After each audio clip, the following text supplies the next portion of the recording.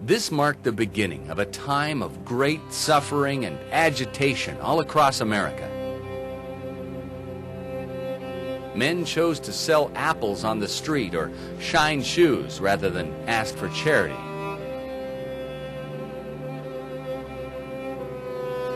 If a job did become available, the unemployed lined up by the thousands, hoping for the best.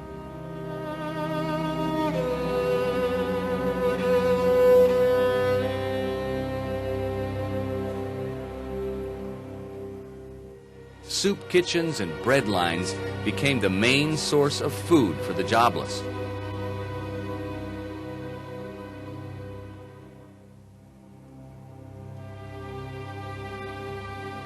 Demonstrations by thousands of unemployed, known as hunger marches, appeared in many major cities. A hunger march in Detroit, where thousands of jobless demanded work at the gates of the Ford auto plant, got out of hand. Police opened fire, and 5 marchers were killed. In Chicago, the wooden cobblestones were dug out of the streets to use for firewood.